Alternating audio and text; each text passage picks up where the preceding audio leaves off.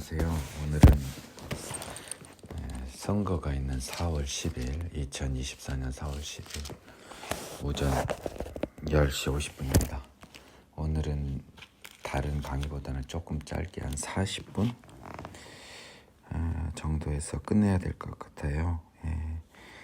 그 약속이 있어서요. 근데 그 강의를 할까 말까 고민했는데 갑자기 생각난 게 있어서 강의를 하기로 했습니다. 여러분한테 제사에 대해서 참 제가 정말 여러분들이 한번 궁금하면 정말 내 사무실 찾아오세요. 제가 다 써서 알려드릴게요. 자, 이게 제사에 대해서 한 번 더 설명을 해줘야겠다 싶은 게 하나 있어서 제가 짧은 시간이나마 설명하고 민수기 진도로 일부 나가기로 했습니다. 이제 헌물을 드리는 민수기 7장을 한번 예를 들어볼게요. 헌물은 본질적으로 예물이에요. 예물인데 보니까 이 7장 15절에서 번제가 먼저 나오고요. 16장에 속죄, 17장에 화목제물이 나와요. 그러면 여러분 번제로 속죄가 된다라고 하는 것은 원칙은 아닌 걸 눈치를 채야 되잖아요. 번제도 드리는데 속죄제물 드리잖아요. 그렇잖아요. 여러분들이 이 착각을 하는 걸 제가 이제 알겠어요. 자, 레위기 1장 4절을 한번 보겠습니다. 레위기 1장 4절에 보면 그는 번제물 머리에 안수할지니 그를 위하여 기쁘게 받으심이 되어 그를 위하여 속죄가 될 것이니라라는 이 속죄 기제가 있어요. 번제물에 안수하면 하나님을 위하여 기쁘게 받으심이 되어서요.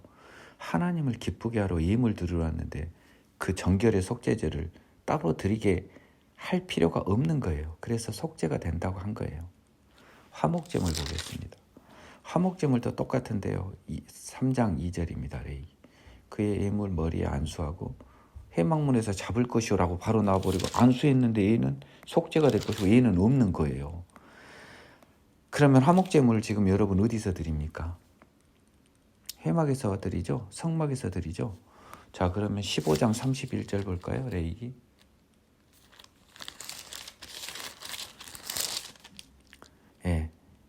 내 성막을 더럽히고 부정한 중에 죽지 아니하게 하라 해서 회막에 온 사람은 누구나 속죄제를 원칙적으로 드려야 돼요.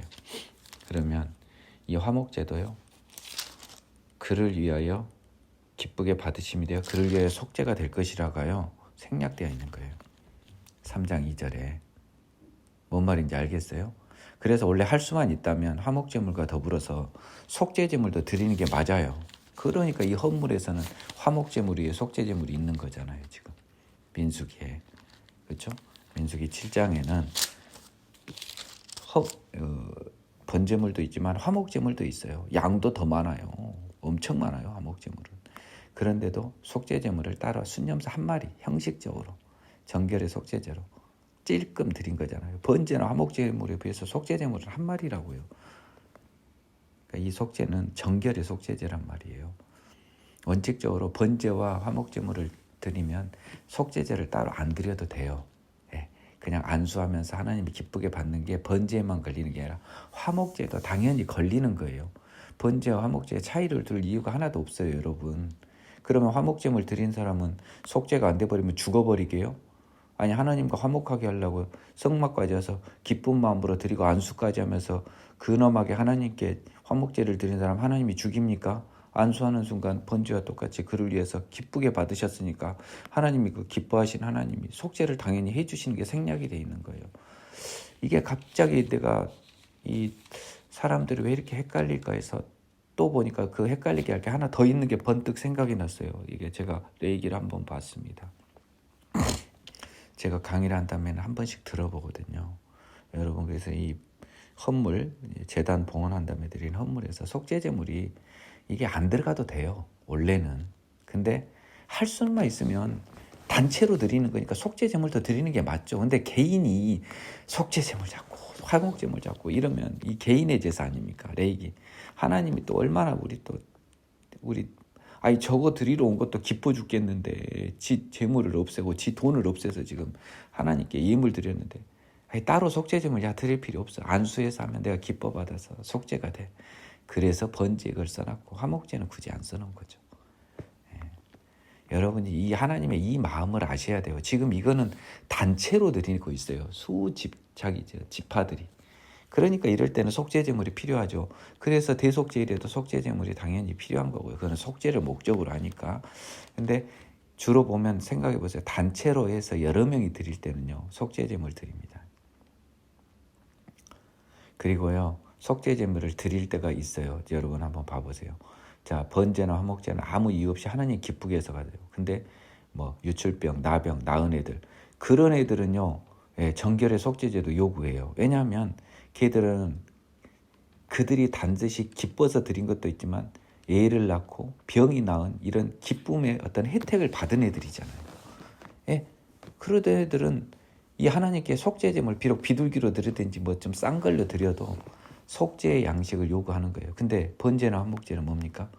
진짜 순수하게 기뻐서 하나님 앞에 나온 사람들 아닙니까? 애를 낳은 것도 아니고 병 나은 것도 아니에요. 그냥 나는 하나님이 너무 좋아서 여호와 하나님께 내가 이 방법밖에는 감사함을 표현할 방법이 없어서 지금 성막에 왔어요. 번제물을 드리든 화목제물을 드리든 뭔 상관입니까? 번제물과 화목제물의 차이는요. 제가 봤을 때는 그거 같아요. 화목제물은 제사장님들한테도 좀 효과를 좀 보게 하고 싶은 마음이 있고 번제는 이것만큼은 제사장님들 양보해 주십시오. 온전히 하나님께 제가 다 바치겠습니다. 그런 의미의 예물일 뿐이지 차이가 하나도 없어요. 예? 번제 화목제는 그 일부를 제사장이 자기 분깃으로 찾아가냐 마냐의 차이밖에 없어요.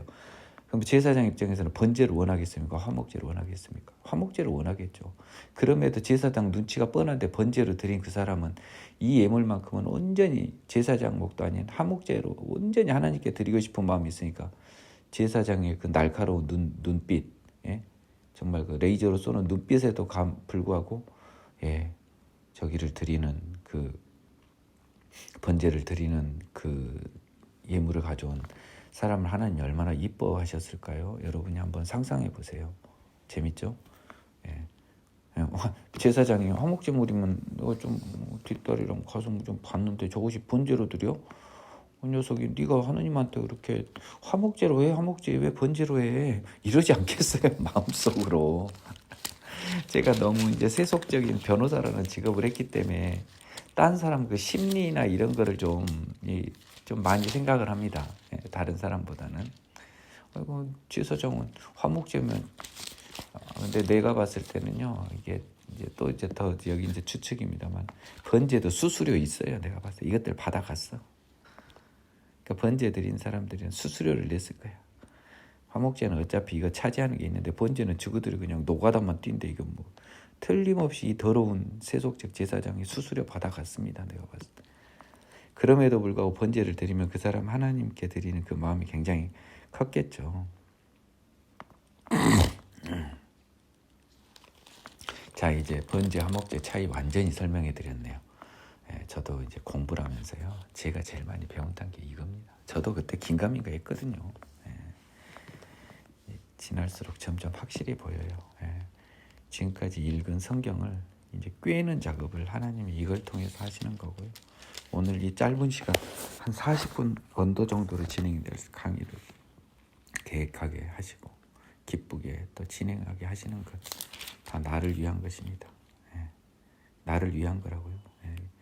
자, 9장에서 두 번째 유월절. 여러분 이것도 헷갈리면 안 돼요. 지금 이제 시간에서요. 성경이 다음에 나오면 그 뒤라고 하는 생각은 버려야 돼요. 왜냐하면 유월절은 첫째의 15일이잖아요. 첫째 달 15일.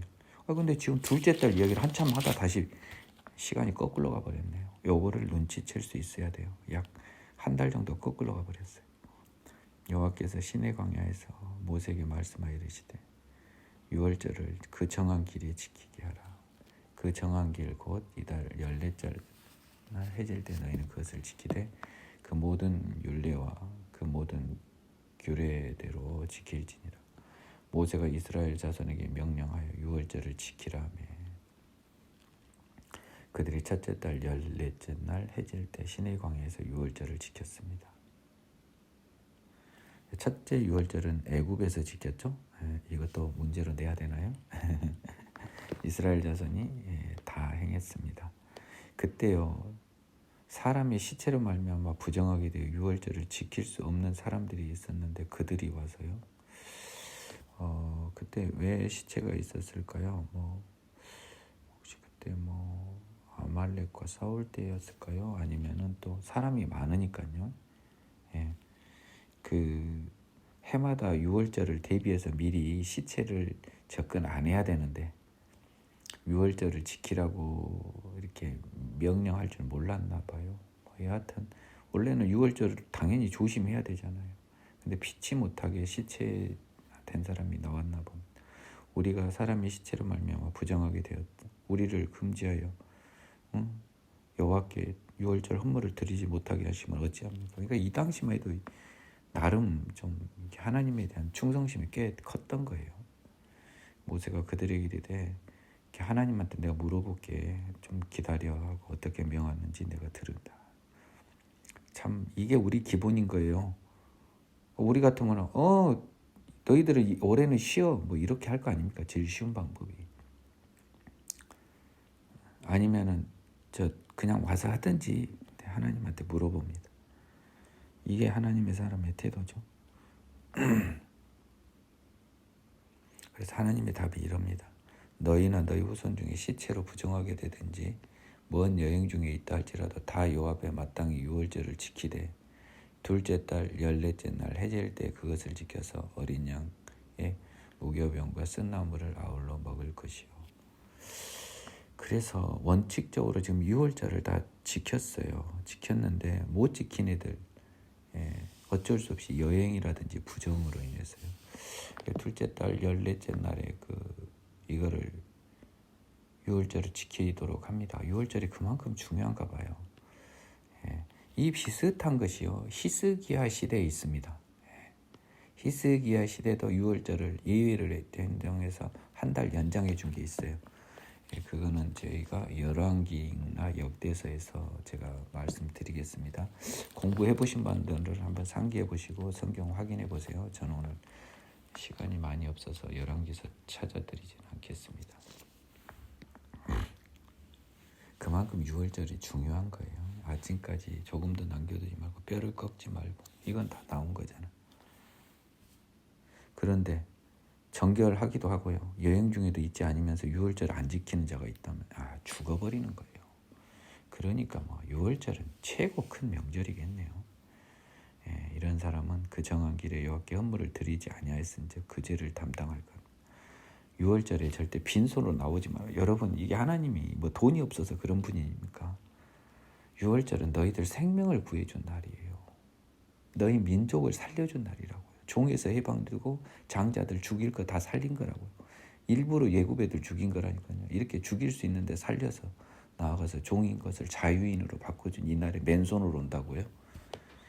그것은 하나님에게 마음이 없는 것이요. 무릇 재물이 있는 것에 네 마음도 있다는 신약 성경과 결합하면 하나님한테 맨손 체조로 나온 애들은 감사의 마음이 없는 거잖아요. 11조를 안 드리는 사람이 어떻게 하나님의 사람입니까? 그것도 마지못해 주는 사람이 어떻게 하나님의 사람이에요? 더 줘야 되는데 제가 요즘 사업이 안 돼서 이 11조밖에 못 드려서 너무 죄송합니다. 이게 정답 아니에요? 11조 강의를 한 목사는 또 얼마나 문제가 큽니까? 아니 11조를 강의해서 내는 사람은 교인도 아닌데 그러면 11조를 강의한 게 아니라 먼저 죄사함부터 시작해서 예수를 풀어줘야지. 어디 11조 강의를 하고 있어요. 창피하게. 만일 타국인이 너희 중에 거류하고 유월절을 지키고자 하면요. 유월절을 지킵니다. 아마 근데 할례는 해야 될 거예요. 할례 없이 유월절을 지키는 거예요. 하나님 할례는 철저하게 요구하십니다. 그래서 안식일과 할례에 대한 유대인들의 바리새인들의 신약 성경에서 이것을 여러분 단순한 고집으로만 생각하면 안 됩니다. 또 심지어 예수님 오신 다음에도 할례만큼은 우리가 양보할 수 없다는 유대인들의 마음을 여러분들 절대로 무시하면 안 됩니다. 성막은 세월날에 구름이 성막을 덮었잖아요. 자꾸 증거의 성막이라고 자꾸 씁니다. 왜 그러냐면요. 법궤를 집어넣었잖아요. 이제 그래서 자꾸 증거의 성막이라고 쓴 겁니다. 성막을. 저녁이 되면 성막 위에 불 모양 같은 것이 나타납니다. 구름도 있어요. 불도 있지만 항상 그러하여 낮에는 구름이 것을 덮었고 밤이면 불 모양이 덮었는데요. 구름이 성막에서 떠오른 때에는 이스라엘 자손이 행진을 하고 구름이 안 움직이면 가다가 구름이 계속 인도하다 구름이 머물러 이 구름이 지금 하나님 아닙니까? 이스라엘이 거기에 진을 쳤습니다. 이스라엘 자손이 여호와의 명령을 따라 진행하였고요. 여호와의 명령을 따라 진을 쳤습니다. 구름이 멈춰 있는 동안에는 진영에 머물렀습니다. 오래일 때는요, 아무리 오래돼도 멈춰 있었습니다. 여호와의 명령을 지켜서 행진하지 아니하였어요. 근데 너무 피곤한데 성막에 머무는 날이 또 적어버려요. 아유 다리가 아파 죽겠는데. 그래도 여호와의 명령을 따라 행진했습니다. 그러니까 이 20절은요. 19절은 가고 싶은데도 못 가고 20절은 다리 아파서 좀 쉬고 싶은데도 간 거예요. 여러분 이게 19절 20절의 느낌을 잘 보세요.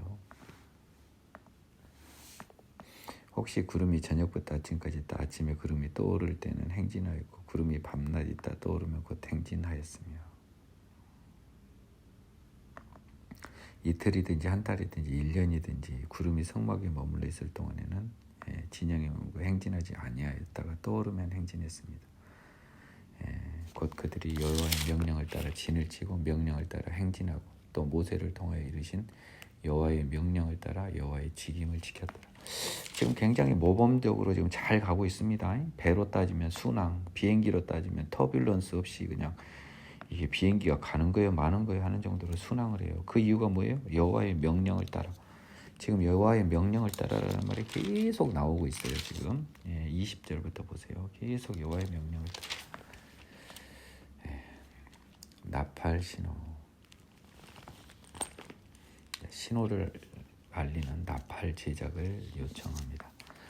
은나팔을 둘을 만들 때 두들겨 만들어서요. 그것으로 회중을 소집하거나 진영을 출발하게 하는데 나팔 2개를 불 때는 모이고요. 하나만 불 때는 지휘관들이 모여요. 전부 다 모인 게 아니고 너희가 그것을 크게 불 때는 동쪽 진영들이 행진, 2번째로 크게 불 때는 남쪽 진영, 떠나려 할 때는 나팔 소리를 크게 불 것. 회중을 모을 때도 나팔을 불 것이나 소리를 크게 내지 말 것이며. 그러니까 회중을 모으는 것이 여러분들 이게 성경을 보는 기술입니다. 자, 3장 한번 3절 봐보실래요? 원내 중 회막 문 앞에 모여서 4개로 나오는 거고 회중을 모일 때는 뭐겠어요? 그럼 또 쓴 거는 모여가지고 성막으로는 안 와요. 그냥 모이는 거예요. 한 곳에. 그렇죠? 나팔은 아론 자손인 제사장들이 불 것입니다. 너희는 땅에서 자기를 압박하는 대적을 치러 나갈 때는 나팔을 크게 붑니다.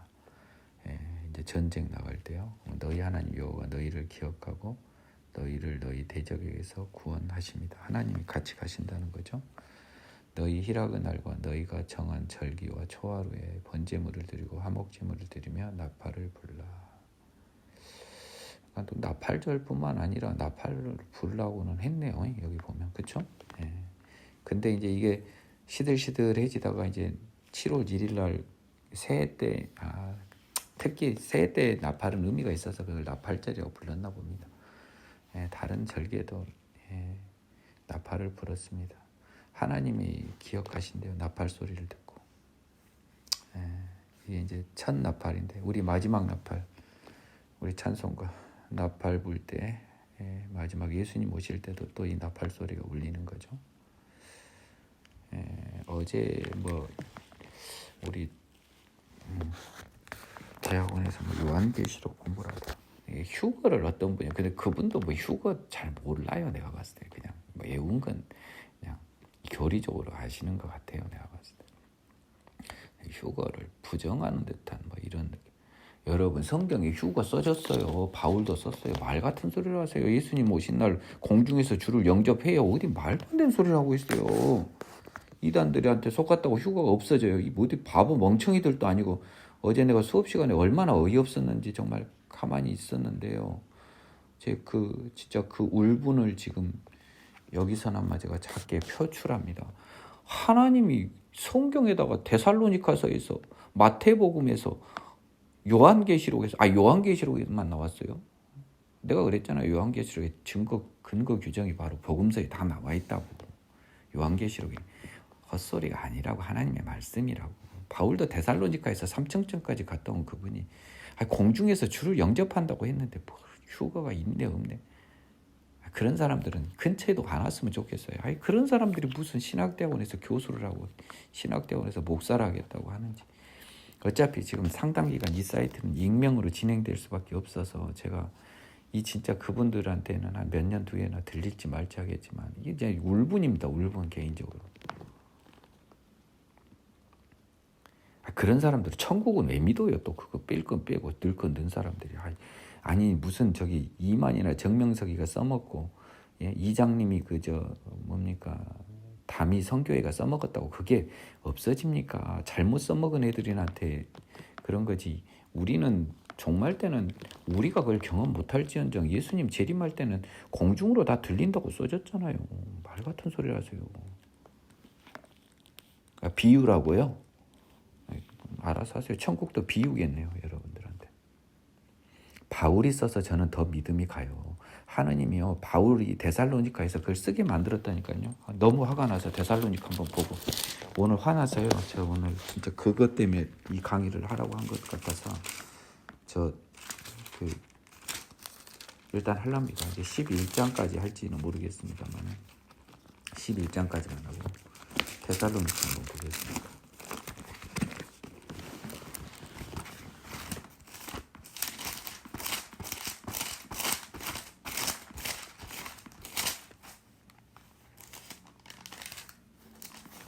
데살로니가 4장 주의 강림과 죽은 자들 부활. 16절 주께서 호령과 천사장의 소리와 하나님의 나팔 소리로 친히 하늘로부터 강림하시리니 그리스도 안에서 죽은 자들이 먼저 일어나고 그 후에 우리 살아남은 자들도 그들과 함께 구름 속으로 끌어올려 공중에서 주를 영접하게 하시리니 그리하여 우리가 항상 주와 함께 있으리라. 이 말이 좋아요. 비유라고 해도 나는 할 말이 없어요. 근데 저는 바울이 이 말을 했다면 바울은 적어도 지상에 살아남은 자는요, 주님의 재림 때는 공중에서 주를 영접하는 건 맞는 거 아니에요? 이렇게 넣을 거 빼고 뺄 거 빼면 바울의 말도 다 안 믿어야죠. 이런 믿음을 갖는 사람들한테만 하나님이 천국을 허락해요. 이장님한테 속아서 휴가를 하면 미친 사람 취급받을 거다 쏙 뺀 여러분들은 죽을 때 사단이 여러분 탁 움켜가서 벌벌벌 떨고 오줌 싸고 죽어요. 하나님이 그러실 하나님이에요. 자기 말을 뭐가 뭐라도 믿어야 되는 사람들이 우리는. 그런 사람들한테 천국을 주죠. 그런 사람들은 천국의 믿음에서 일이라도 흔들리겠습니까? 이 휴거도 믿는 사람들인데요. 휴가가 맞다고 박박 주장할 사람들인데요. 그런 사람들을 하나님이 어떻게 외면합니까? 다 그냥 무식하단 소리, 미쳤단 소리에도 불구하고 오직 하나님의 신실하심과 하나님 말씀 나 이건 믿고 간다 하는데 그 하나님 어쩔 수 없이 책임져야 돼요. 방법이 없어요. 그런 사람들 앞에는 기뻐서 책임을 지세요. 기뻐서 책임을 지신다고요, 하나님이.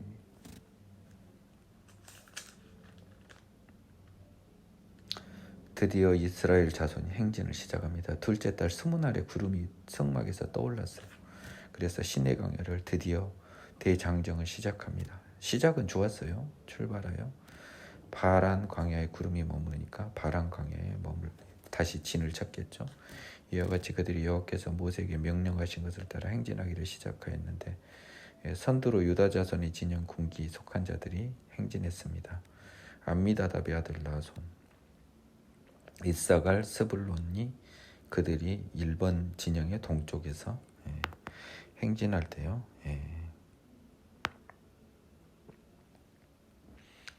이에 성막을 거듭해요.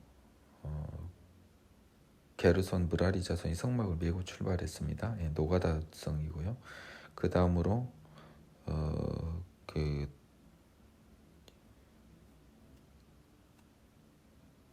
르우벤 진영, 르우벤 남쪽 진영 출발했습니다. 시므온 갓. 자, 지금 순서를 보세요. 지금 유다 그리고 게르손 무라리 자손들이 이제 성막 부품 들고요. 그 다음에 르우벤, 그 다음에 고아딘이 성물을 메고 진행했습니다. 그들이 이르기 전에 성막을 세웠으며, 성물은 성막보다 먼저 가니까 진행을 게르손 무라리가 성막 부품으로 먼저 다 뼈대 만든 다음에 고아자손이 성물을 거기다 집어넣는 형식이 되니까 뒤에 가야겠네요. 그 다음에 에브라임 자손이 갔고요. 그 다음이 단 진영, 유다, 르우벤, 에브라임, 단. 그 사이에요. 유다와 르우벤 사이에는 게르손 무라리 자손이 얼른 가서 성막 지으려고 이제 텐트 치고요. 르우벤 뒤에 고앗 자손이 그 안에 이제 성소 기구들을 운반한 겁니다.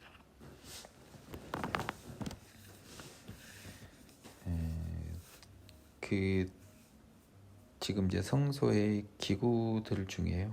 지금 이건 고앗 자손이었고, 사실 여기서는 생략은 돼 있지만 이렇게 모세와 아론 집안 있지 않습니까? 이제 모세가 죽었다면 아론 집안, 이 제사장들의 언약궤가 제일 먼저 출발을 합니다. 그러니까 제일 먼저 언약궤를 빼와요, 법궤를.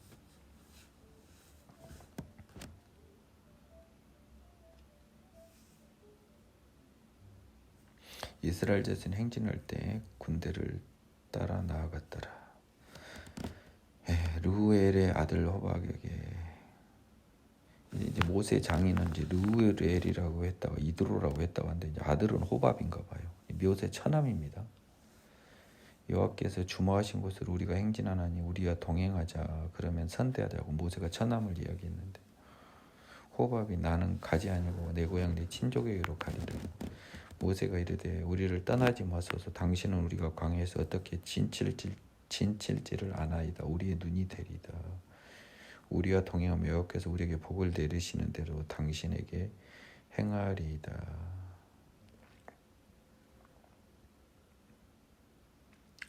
그래서 좀 길한데는 해줬다는 소리가 같아요. 생략된 거 보니까. 당신이 이제 처남이 길을 잘 아니까, 미디안 사람 아닙니까? 그들이 여호와 산에서 떠나 3일 길을 갈 때, 시내 산에서 떠나 3일 길을 갈 때 여호와 언약궤가 그 3일 길에 앞서가며 그들의 쉴 곳을 찾았고, 이러니까 그들의 앞서갔다 언약궤가 하니까 언약궤가 맨 앞에 간 것 맞네요. 그들이 진영을 떠날 때 낮에는 여호와의 구름이 그 위에 덮였더라.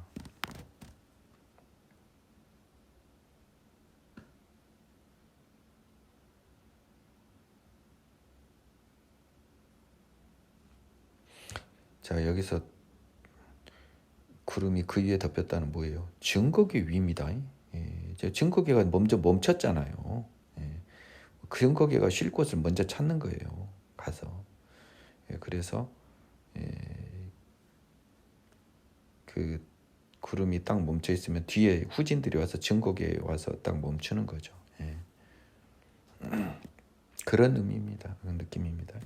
궤가 떠날 때는 모세가 말하여 여호와여 일어나서 주의 대적을 흩으시고 주를 미워하는 자가 주 앞에서 도망가게 하소서 하였고요. 궤가 쉴 때는 말하되 여호와여 이제 이스라엘 종족에게로 돌아오소서. 하여간 하나님 잘도 써먹네요. 근데 지금까지 하는 짓이 이뻐요. 하나님이 이뻐할 상황입니다.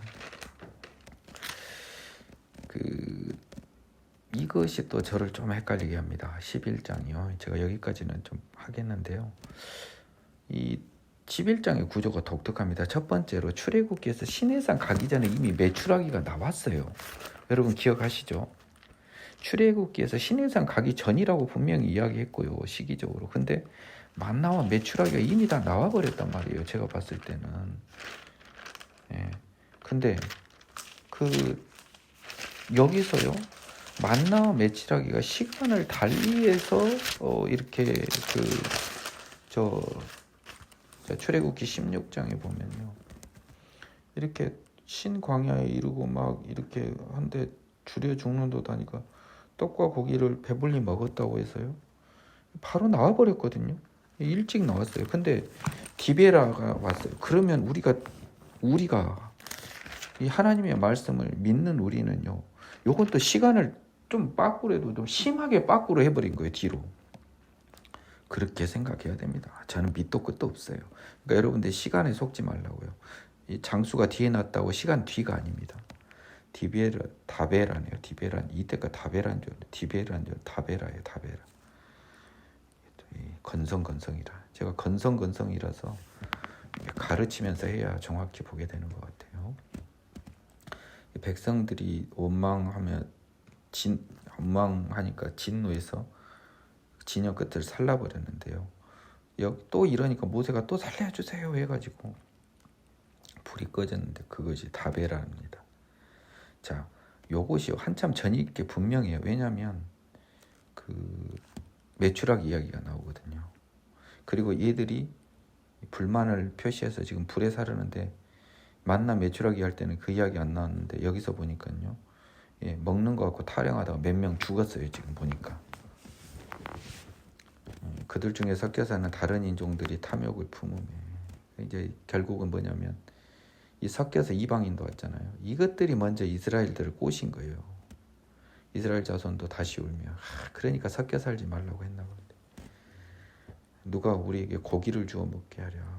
그래서 만나와 메추라기가 시차가 좀 있었던 듯하게 이야기를 해요.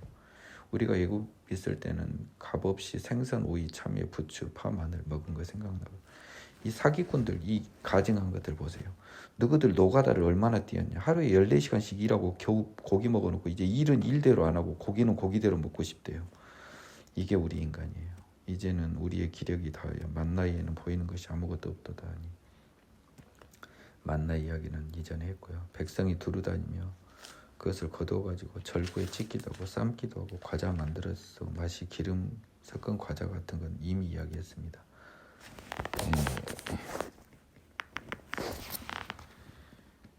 밤에 이슬이 진영에 내릴 때 만나도 함께 내렸습니다. 백성의 온 종족들이 각기 자기들의 장막문에서 우는 것을 모세가 들읍니다.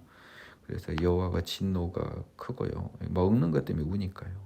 모세도 기뻐하지 아니하여 모세가 여쭤되 저 왜 이렇게 힘들게 하세요? 그냥 나만 하나님 그냥 챙겨주시지. 나는 하나님 한 분이면 되는데 왜 이 백성 맡은 것 관리인의 일을 해서 나 이렇게 힘들게 해요. 저 진짜 목이 고든 애들. 내가 쟤들을 낳았습니까? 배웠습니까? 왜 그 아버지가 지 아들 하는 것처럼 제가 얘들 다 챙겨서 주께서 맹세하신 땅에 나 시켜야 했어요. 나 진짜 너무 힘들어요. 난 이 모세의 심정이 이해갑니다. 내가 이 고기를 어디서 얻겠습니까? 나를 우는데요. 이거는 여러분 이제 모세의 심정 보세요. 이 모세가 대단한 사람입니다. 우리에게 고기를 좀 먹게 하라지. 책임이 심히 중하여 나 혼자는 이 모든 백성 값상할 수 없나이다. 주께서 내게 이같이 행하실지인데 구하옵나니 내게 은혜를 베푸사 즉시 나를 죽여 고난당함을 복지 않게 하옵소서. 야, 이 모세는요 하나님의 사람이라. 하나님은 전능함을 믿잖아요. 13절에서 그 고백이 나오잖아요. 내가 어떻게 고기를 내줍니까? 이 말이 뭔 말이에요? 하나님 빨리 고기 주세요잖아요. 아는 거예요. 여호와께서 모세에게 이르시되 이스라엘 너희 중에 장로와 지도가 될 만한 70명을 모아 데리고 와 해막에 이르러 거기서 너와 함께 살아. 내가 강림하여 너희와 말하여 내게 임한 영을 그들에게도 임하게 한다. 이 성령이 또 나옵니다. 살짝. 근데 일시적인 거예요. 이 성령이 임한 게 구약은. 여러분 이걸 조심해야 됩니다. 그들이 너와 함께 백성의 짐을 담당하고 너 혼자 담당하지 아니하리라. 영어지 영을 임하게 했을 수도 있어요. 근데 일시적으로 영이 임한 경우도 있더라고요. 제가 건방지게 그 해석은 못하겠습니다. 17절은 백성에게 이르기를 너희의 몸을 거룩히 내일 고기를 먹기를 기다려. 너희가 울며 이르기를 누가 우리에게 고기를 좀 먹게 하라. 애굽에 있을 때 우리가 좋았다는 말이 여호와께 들렸으므로 여호와께서 너희에게 고기를 좀 먹게 하실 것이라. 이제 화가 얼마나 났으면 하루 이틀이나 닷새 열흘이 아니라 20날만 먹을 뿐 아니라요. 니그들 냄새까지 싫어하게 한 달 동안 먹게 하신대요. 그 이유는 너희가 여호와를 멸시하고 여호와의 전능함을 무시해도요. 여러분들도 이런 분들이 많아요. 그 앞에서 울며 이러기를 우리가 어찌 애굽에서 나왔던가. 뭐하러 하느님 믿어서 믿지도 않으면서 경제적으로 더 힘들게 하세요. 이런 사람이 많다고요. 믿지도 않으면서. 모세가 이르되 나와 함께 믿는 걸로 착각하죠. 모세가 이르되 나와 함께 있는 이 백성의 보행자가 60만 명이온데 주께서 한 달 동안 고기를 좀 먹게 하겠다 하시오니 그들을 위하여 양떼와 소떼를 잡은들 족하며 바다의 모든 고기를 모은들 족하오리이까. 이 모세는요 분명히 고기는 주는데 양과 소로는 답이 안 나오는 거예요 지금. 하루 이틀이 아니라 냄새 싫어하게 하나님이 얼마 화가 났으면 너희들 고기 먹다 지칠 때까지 줘. 근데 모세는 양과 소로 할 것 같은데요. 자 이제 이때는 매출하기는 상상을 못했죠. 여호와께서 모세에게 이르시되 여호와의 손이 짧으냐 네게 이제 네 말이 네게 응하는 여부를 보라. 네가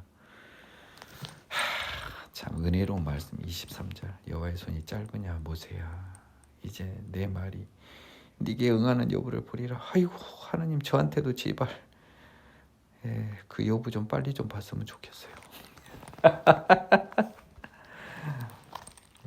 제 마음을 좀 제발 읽어주셨으면 좋겠어요. 모세가 나가서 여호와의 말씀을 백성에게 알리고 백성의 장로 70인을 모아 장로 70인을 둔 계기가요. 백성들의 불만이 있기 때문에 이 장로들을 통해서 표출을 하라는 의미로 이렇게 하신 것 같아요. 하나님이 의견을 취합할 대의기관 요즘 같은 국회 같은 것을 세워라. 여호와 구름 가운데 강림하사 모세에게 말씀하시고 그에게 임한 영을 70장로에게도 임하게 하시니 두 번째 나옵니다. 영이 임하신 때 그들이 예언하다 다시는 하지 아니하였더라. 이래서 제가 일시적 영으로 본 거예요. 이 기억 때문에 일시적 영이 맞네요. 성령 일시적으로 임한 거예요. 기명된 자 중에는 엘닷이라 하는 자와 메닷이라 하는 자 두 사람이 진영에 머물고 장막에 나아가지도 아니하였어요. 이게 70인 중에 선발됐는데 장막에 있어버렸어요. 근데 그들한테도 영이 임해버린 겁니다. 한 손이 달려서 모세에게 엘닷과 메닷이 진중에서 예언합니다. 이거 좀 이상합니다 했더니 택한 자 중 한 사람 곧 모세를 섬기는 눈의 아들 여호사가 말하이르되 내 주 모세여 그들을 말리소서. 지금 이제 하나님 없는 곳에서 지금 영이 임해서 막 이렇게 하니까요. 모세가 그에게 이르되 네가 나를 두고 시기하느냐. 걔들 냅둬라. 여호와께서 그 영을 그 모든 백성에 주사 다 선지자게 되게 하시로나노라. 이거 여러분 제가 밑줄 쫙 그어놨어요. 저는 이게 바로 구원의 약속 아닙니까? 결국 예수 믿는 사람 다 선지자 똑같아. 선지자와 똑같은 거라고요. 진짜 예수 믿는 사람. 그 예수 믿기가 쉽지 않다는 느낌이 또 오죠. 살짝. 29절이 이 복음을 딱 예정한 거 아닙니까? 이게 구약 성경에 다 숨어 있잖아요. 자, 여호수아의 느낌이 뭐예요? 지금 딱 유대인의 느낌 아닙니까? 시기하는 거잖아요. 응? 왜 여기 없는 진영에 있는 애도 예언을 해요? 말리세요. 선생님. 그러니까 뭐예요? 아니다. 그뿐만 아니라 모든 백성에게 주어 다 선지자 되게 여기를 나는 원한다. 역시 모세는 하나님의 사람이네요. 고개가 숙여집니다. 인간이지만. 모세와 이스라엘 장로들이 진중으로 돌아왔더라. 그래서 이제 여호와께서요. 바람이 여호와께서 나와 바다에서부터 메추라기 물어 진영 이쪽 저쪽 하루길 되는 지면 위 두기배쯤에 아주 그냥 쟁여버렸네요. 우리 동네 말로. 길쭉하게 백성이 일어나 종일 종야 밤낮으로 그냥 이틀날 메추라기를 모으니 적게 모은 자도 열 호멜이에요. 진영 사면에 펴두었죠. 이제 가져다 썩으면 안 되니까 널어놨어요. 차근차근 먹으려고. 고기가 아직 이에 씹히기도 전에 다 먹기도 전에 또 진 놓아서 심히 큰 재앙으로 치셨으므로 그곳 이름을 기브로 탔다라 불렀으니 욕심을 낸 백성을 거기서 장사함이었더라. 그래서요 이 고기 달라고 외칠 때 한 번 혼냈고요. 이제 고기 한참 먹고 에라 이것들아 나를 못 믿냐고요. 하나님의 또 마지막 또 가벼운 재앙을 내립니다. 그래서 그곳 이름을 기브로 탔다라고 하는데요. 탐욕의 무덤이라고 하는데요. 욕심을 낸 백성을 거기에 장사합니다. 이것은 지옥의 표상이에요. 그렇죠? 탐욕의 무덤. 백성이 기브로 탔다에서 행진하여 하세롯에 이르러 거기에 거하니라. 오늘은 여기까지 하겠습니다. 복음도 나왔고요. 지옥도 다 나왔네요. 탐욕의 무덤이 결국 지옥 아닙니까? 오늘은 제가 급해서 마무리하겠습니다. 수고하셨습니다.